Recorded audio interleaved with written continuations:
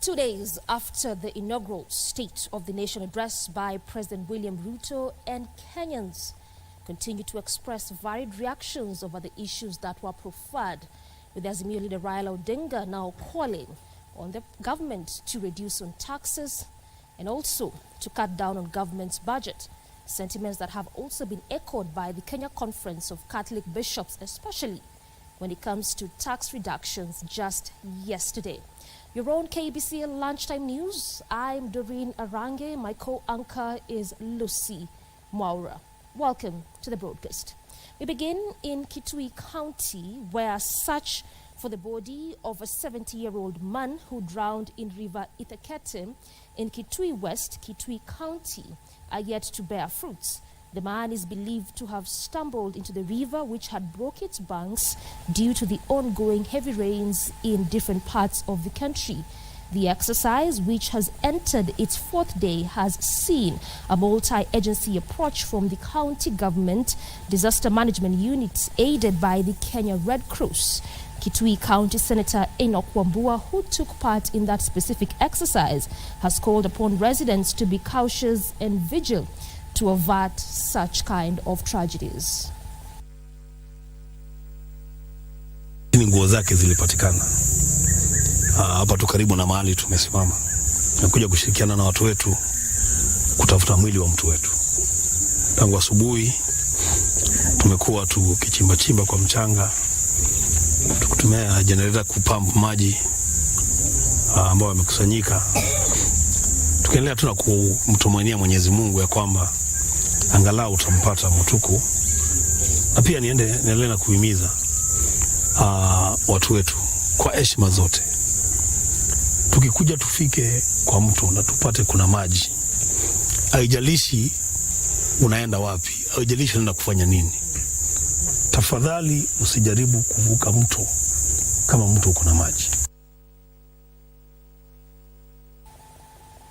The Ogiek forest community are calling on the government to conduct public participation meetings and hold evictions such as those witnessed in the Mao Forest Complex. Isaac Tobiko, who chairs a network in the group of the Community Land Action, says the government should commence a dialogue with the concerned parties about any concessions or leases granted by the community with the view of settling any disputes. Speaking in Nairobi, the group urged policymakers to offer compensation for material and moral damages suffered by the community during the evictions. The Ogiek community had successfully litigated over their claim to stay and occupy the forest after engaging African Court on Human and People's Rights in 2017 and 2022.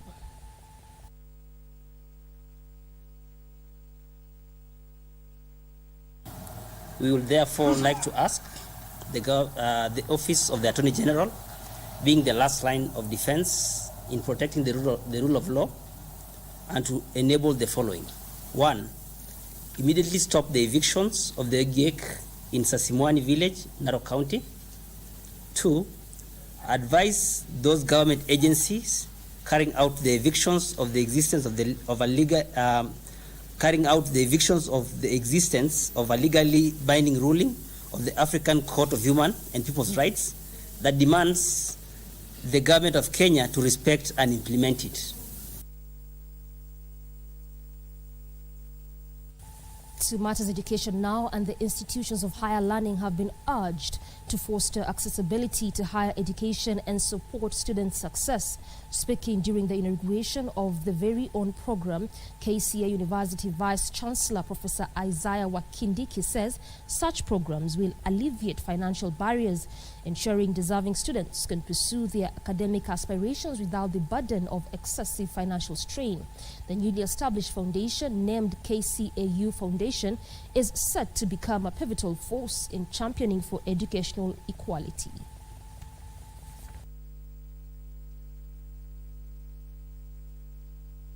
We want to open up a revenue stream through donations, through grants from the well-wishers. That's why we are gathered here, and that's why we are launching the foundation. And the Kenya Film Commission has partnered with the Kenya National Bureau of Statistics in coming up with the first film satellite The move will make classification of films meet international standards. This coming as the Kenya Film Classification Board moves to sensitize parents on the content consumed by minors during the long December holidays. On Friday morning, KBC and the Kenya Film Classification Board signed a partnership to enlighten parents on the kind of content fit for their children to consume in the wake of the changing technological landscape. This is a very important collaboration and partnership between KBC and KFCB. And the most important thing is the one government approach on issues. There is a lot of work the team here is doing, but if we partner, they can do more. KBC Acting Managing Director Samuel Maina, who was at the event, said they will also sensitize parents on their role in influencing the kind of content their children consume, as well as safe platforms. We need to enhance our partnership on this area so that we protect our children. Online services, when you have internet in your house, it is incumbent us to keep reminding our parents and guardians and those caregivers, those who are taking care of our children, you monitor what are they consuming. The Kenya Film Classification Board lauded the move, terming it as a long-term partnership between the two organizations that will protect minors from consuming explicit content. Such that we enlighten the public, general public, be it content creators, be it parents, be it children, on how they can really have the best experience on this particular platform without corrupting the moral fabric of our nation and also eroding away the social and cultural aspects. It will further aid in enforcing compliance as per the mandate of the Kenya Film Classification Board.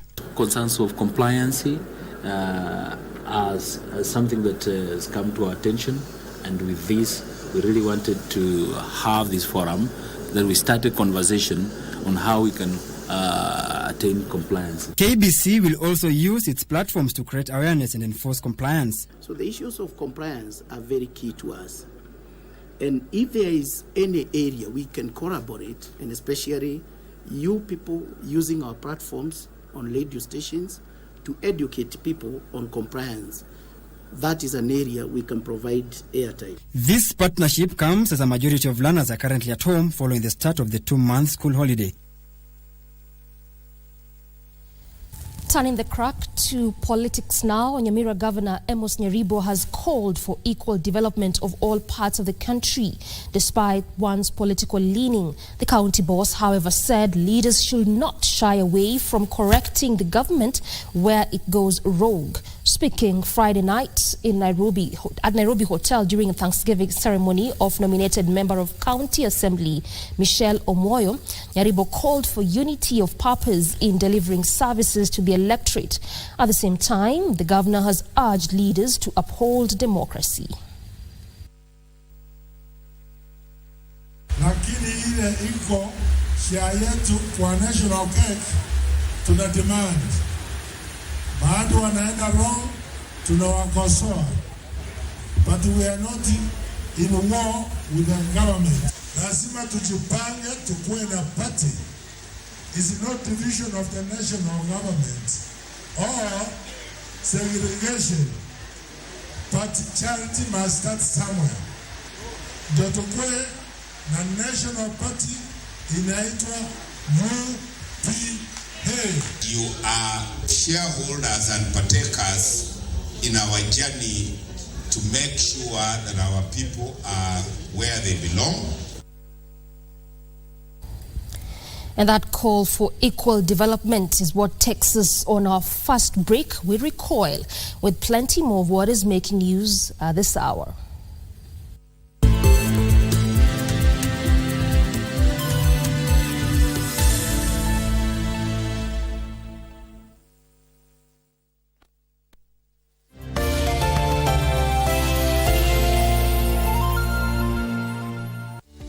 The Institution of Engineers of Kenya with partners invites you to the 30th IEK International Convention to be held from 14th to 17th November 2023 at Pride in Paradise Resort, Mombasa. The theme of the convention is Engineering a New World.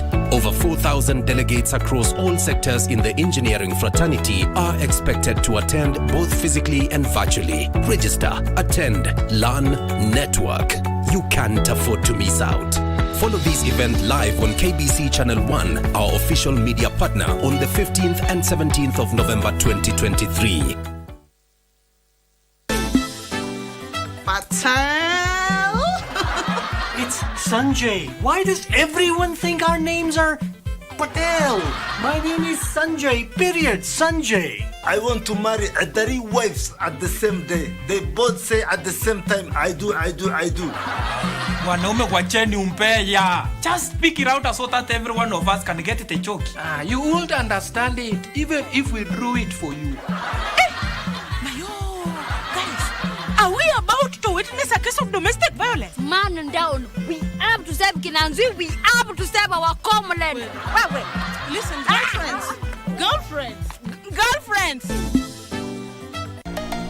The Jomo Kenyatta International Stadium in Kisumu City will host the rivalry of the region as far as rugby is concerned. It is the Elgon Cup, and it's going to be live on KBC Channel 1. At 2 p.m., the Kenya Lioness will play against the Uganda Rugby Lady Cranes. And at 4 p.m., it will be the Simbas who will be facing the Uganda Rugby Cranes. All this live on KBC Channel 1, your true sports partner.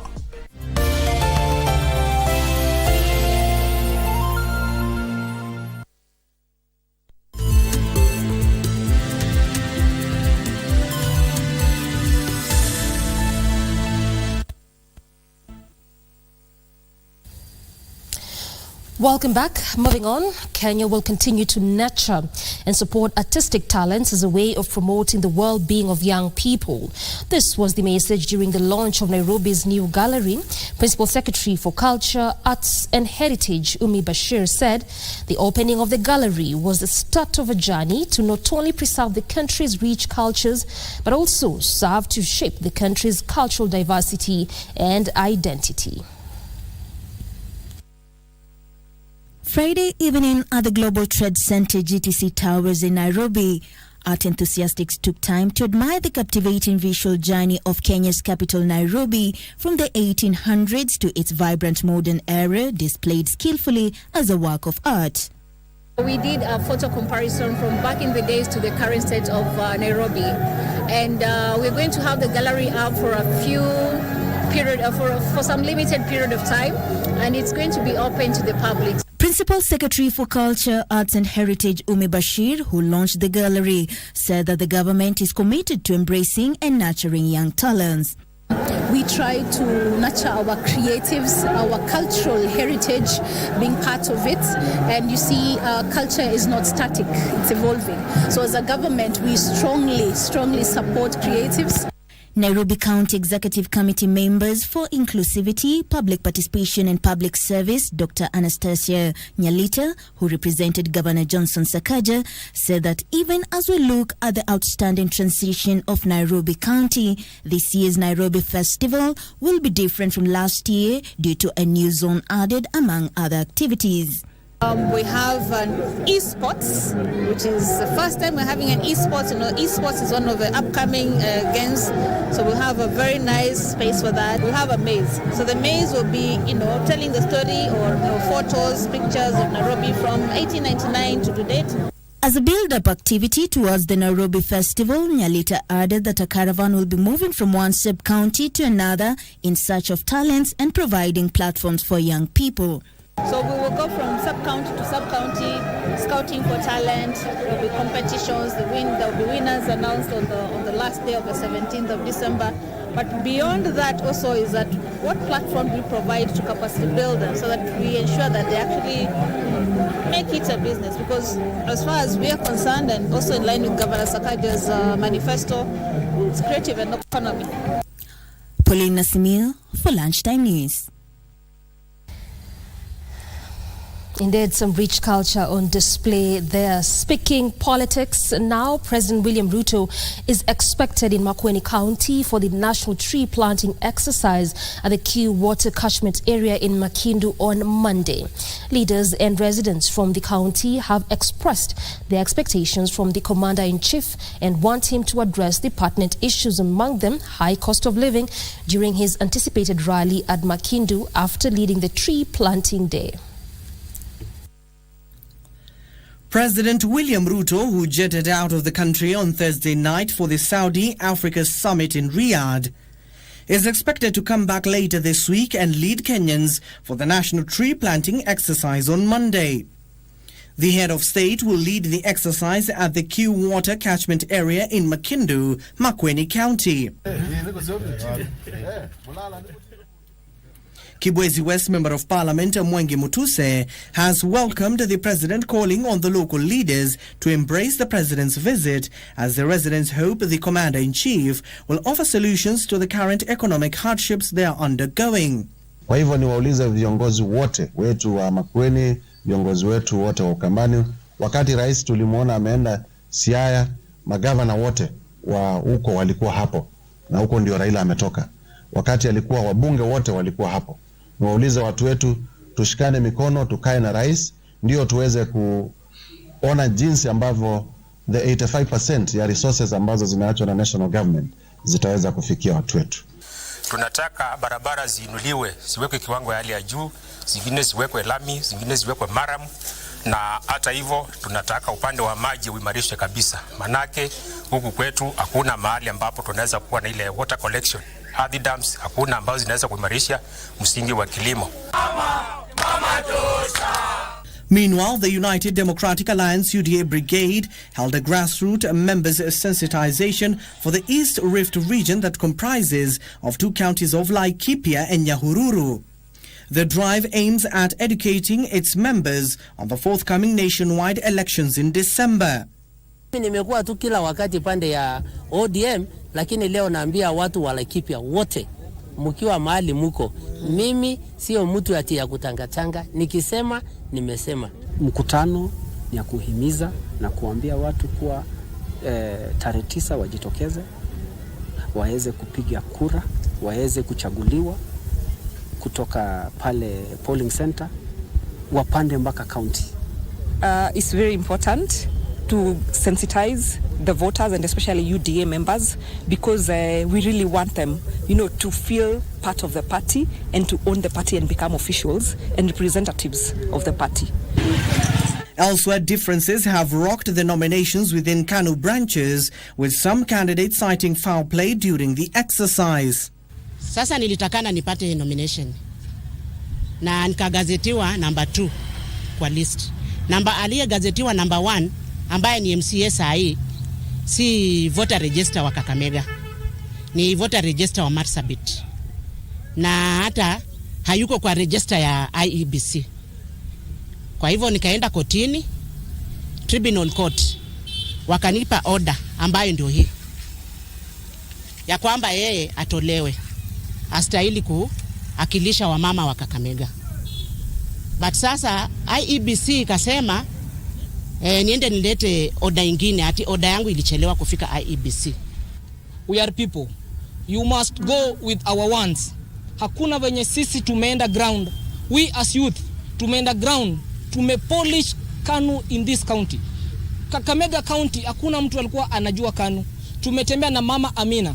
Tumetembea na Major Suleiman Sumba. Lakini imefika wakati wa nomination, mnapatia Cynthia. That Cynthia is a worker at the KANU office. Already, some are seeking reprieve at the corridors of justice and are urging Chief Justice Martha Koome-led judiciary to play its part. Abdiaziz Hashim for Lunchtime News. In other news, leaders drawn from West Pokot are now calling on the residents to embrace peace in the volatile region. Led by West Pokot Governor Simon Kachapin, the leaders say that a time has come for them to end the perennial cattle rustling and banditry. This coming weeks after leaders from the communities vowed to bury the hatchet and live cohesively. The leaders have at the same time rallied community members to embrace education instead of focusing on pastoralism. West Pokot viongozi tunapenda usalama na tunahimiza watu wetu waendelee kuishi vizuri na majirani wao, kwa sababu tukiwa na amani, mambo haya yote ya ukulima, mambo yote ya biashara itaimarika zaidi, kwa sababu majirani wetu ndio watatoa market ama soko kwa vitu vyote ambavyo tunalima ama vitu vyetu vyote ambavyo tunafuga.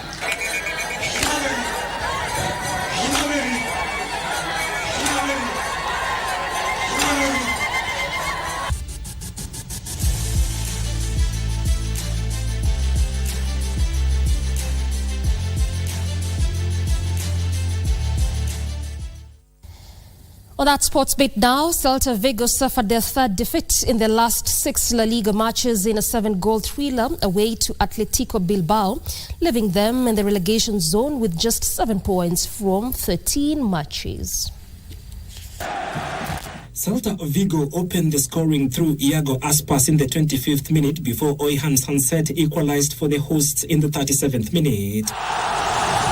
Goals from Jonathan Bamba, Jorgen Larsen and Gorka Goruzeta brace ensured the scores were level at 3-3 before Alejandro, the Italian Serie A Christian Todvest brace helped Sassuolo's comeback from 2 goals down to earn a 2-2 draw with Salernitana. The visitors struck fast through Ekwemesi and Buelaye Dia goals in the first half before Sassuolo scored 2 to share the points. Torstvedt, he's got another one! In the German Bundesliga, Borussia Mönchengladbach scored 4 past Wolfsburg at the Borussia Park, inflicting a 4th defeat in the last 6 matches for the visitors. First half goals from Thomas Kvankara, Rocco Reitz, and second half goals from Frank. That story effectively puts a cap on what we had prepared for you this Saturday afternoon. Thank you so much for your valid company from me, and on behalf of the entire team, we definitely appreciate that. I'm Doreen Arange. My sign language interpreter has been Lucy Mwaura. Good afternoon.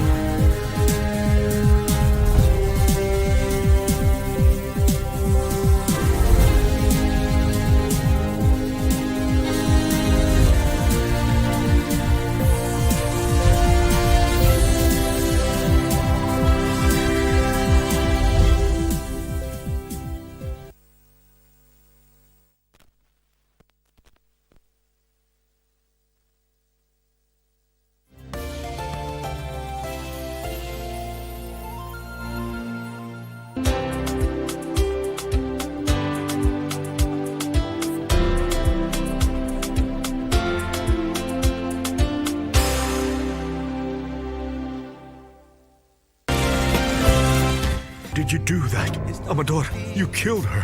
Because she's better off dead. Carolina is dead, Mother. She is dead because of me. Look, Mother. I don't know where to start. What's the matter, Sergio? That baby has a family that will love it and take care of it. Alejandra is going to marry me. I asked for Mrs. Amparo's blessing and she said... Because I am telling you right to your face that the baby in your womb is obviously not mine. She's been missing for hours. Danielle went to look for her, but she's nowhere to be found. Danielle, what are you doing here at this hour? No, the question is, what are you doing here?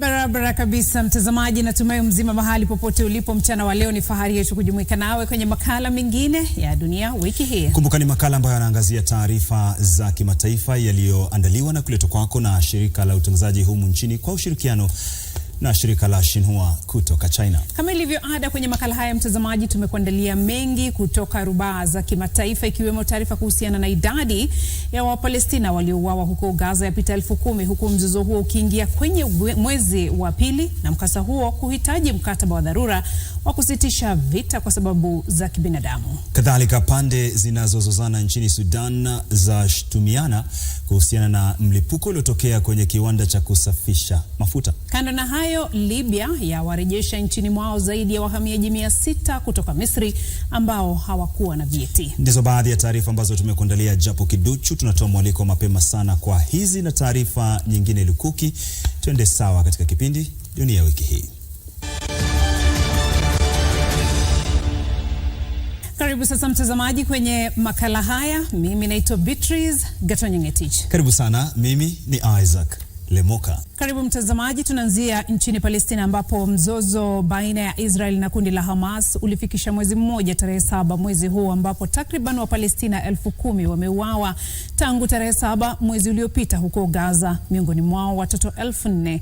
Mamia ya wengine hawajulikani waliko, huku watu 25,000 wakijeruhiwa. Israeli ilitekeleza shambulizi kali zaidi huko Gaza mwanzoni mwa juma hili na kuwaua zaidi ya Wapalestina 200 kufuatia zaidi ya mashambulizi 450 kwenye ukanda huo usiku mmoja, kwa mujibu wa Wizara ya Afya huko Gaza. Eneo hilo halina nguvu za umeme, huku jeshi la Israel likikatiza huduma zote za mawasiliano na mtandao.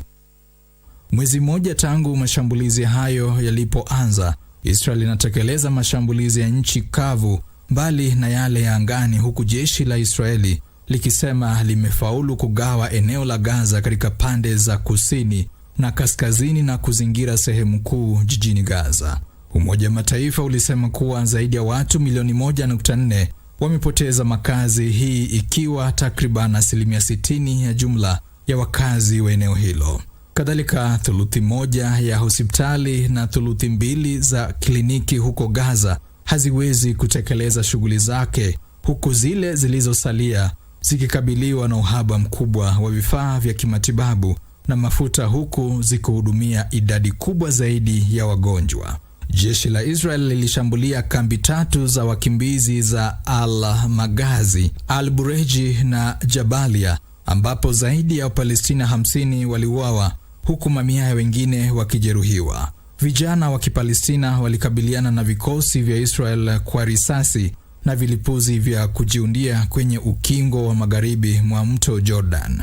Jeshi la Israel lilisema limeharibu zaidi ya vituo 2500 vya jeshi la kundi la Hamas kufuatia mashambulizi ya angani na nchi kavu kwenye ukanda wa Gaza.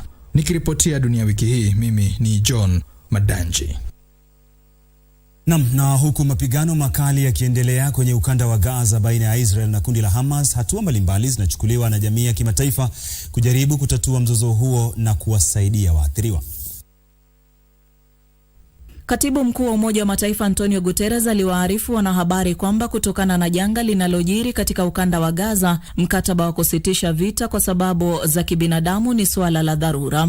Alisema mamia ya watoto wanaripotiwa kuuawa au kujeruhiwa kila siku, huku wanahabari na watoaji misaada wa Umoja wa Mataifa pia wakiuawa. It is a crisis of humanity. The intensifying conflict is shaking the world, rattling the region, and most tragically, destroying so many innocent lives. Ground operations by the Israel Defense Forces and continued bombardment are hitting civilians, hospitals, refugee camps, mosques, church, and UN facilities, including shelters. No one is safe. At the same time, Hamas and other militants use civilians as human shields and continue to launch rockets indiscriminately towards Israel. Gaza is becoming a graveyard for children. Hundreds of girls and boys are reportedly being killed or injured every day. Alisema pande husika kwenye mzozo huo na jamii ya kimataifa zina wajibu muhimu wa kukomesha mateso na kuimarisha uwasilishaji misaada ya kibinadamu huko Gaza. Alisema Umoja wa Mataifa na washirika wake umeanzisha ombi la dola bilioni 1.2 za Kimarekani kusaidia watu milioni 2.7 wanaoishi Gaza na Wapalestina nusu milioni kwenye ukingo wa magharibi wa mto Jordan, ikiwemo Jerusalem Mashariki.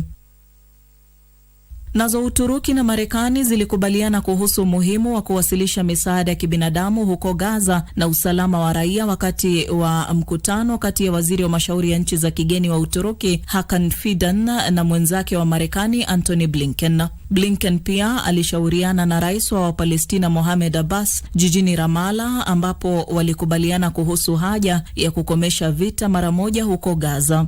Kwingineko, Rais Nikos Christodoulides wa Cyprus alijadiliana na Blinken kuhusu pendekezo la Cyprus la kuanzisha mapito ya baharini ya kuwasilisha misaada kwenye ukanda wa Gaza. Na Indonesia ilipeleka tani 51.5 za misaada ya kibinadamu kwa Wapalestina kwenye ukanda wa Gaza. Naye Rais Recep Tayyip Erdogan alisema Gaza ni sharti iwe sehemu ya taifa huru la Wapalestina mara tu mzozo kati ya Israel na kundi la Hamas utakapokomeshwa. Na Uturuki ilimtaka balozi wake nchini Israel arejee nyumbani kufuatia mzozo wa kibinadamu huko Gaza kutokana na mashambulizi yanayoendelea ya Israel. Waziri wa mashauri ya nchi za kigeni wa Misri Sameh Shukri na afisa mmoja mkuu wa kundi la Fatah Jibril Rajab walikariri umuhimu wa kuafikia mkataba wa mara moja bila masharti wa kusitisha vita kwenye ukanda wa Gaza. Nikiripotia Dunia Wiki Hii, jina langu ni Marion Busira. Tuelekee nchini Sudan. Vikosi vya kijeshi nchini humo na vile vya waasi wa kundi la Rapid Support Forces vilishtumiana kuhusiana na aliyehusika kwenye mlipuko uliotokea kwenye kiwanda kimoja kikuu cha kusafisha mafuta. Vikosi hivyo vya kijeshi kwenye taarifa vilisema kuwa kundi la RSF lilipeleka gari la kivita kwenye kiwanda hicho na hivyo kusababisha moto na mlipuko kwenye kiwanda cha kusafisha mafuta cha Khartoum kwenye eneo la Al Jaili, umbali wa kilomita 70 kaskazini mwa jiji kuu la Khartoum, Sudan. Kwa upande mwingine, kundi la RSF lilishtumu wanajeshi hao kwa kupeleka ndege ya kivita kuharibu muundo msingi, likiongeza kusema kuwa shambulizi la bomu kwenye kiwanda hicho ni uhalifu wa kivita. Makabiliano makali yamekuwa yakiendelea baina ya wanajeshi la kundi la RSF jijini Khartoum na maeneo mengine tangu tarehe 15 mwezi wa Aprili mwaka huu na kusababisha vifo vya watu 9,000 huku wengine zaidi ya milioni 5.6 wakipoteza makazi yao na wengine milioni 25 wakihitaji msaada, kwa mujibu wa naibu katibu mkuu wa Umoja wa Kimataifa kuhusu masuala ya kibinadamu Martin Griffiths kwenye taarifa tarehe 15 mwezi uliopita. Nikiripotia meza ya Dunia Wiki Hii kwenye runinga ya KBC, jina langu ni Odalo Freda Ouma. Huko Libya, idara ya kudhibiti uhamiaji haramu nchini Libya ilisema kuwa iliwarejesha nchini mwao zaidi ya wahamiaji 600 wasio na vyeti. Wahamiaji hao walirejeshwa nchini mwao kwa ushirikishi na ubalozi wa Misri nchini Libya, kwa mujibu wa afisa wa masuala ya kiusalama katika idara ya kudhibiti uhamiaji haramu nchini Libya, Mohamed Brida. Kutokana na utovu wa usalama na ghasia nchini Libya tangu kusambaratika kwa utawala wa hayati kiongozi wa nchi hiyo Muammar Gaddafi mwaka 2011, wahamiaji wengi hasa wa Afrika waliamua kuvuka bahari ya Mediterranean kufika kwenye fuo za bara Ulaya kutoka Libya. Shirika la kimataifa kuhusu uhamiaji lilisema kuwa iliwahifadhi zaidi ya wahamiaji 700,000 wasio na vyeti kuanzia mwezi Mei hadi Juni mwaka huu. Miongoni mwa hao 79% ni wanaume, 11% ni wanawake na 10% ni watoto. Hatibu wa kikosi cha muda cha Umoja wa Mataifa nchini Lebanon, Andrea Tenenti, alisema kuwa kuna uwezekano wa kukithiri kwa vita kwenye mpaka baina ya Lebanon na Israel, na hali hiyo inafaa kukomeshwa, huku akishtumu mauaji ya raia 4 kusini mwa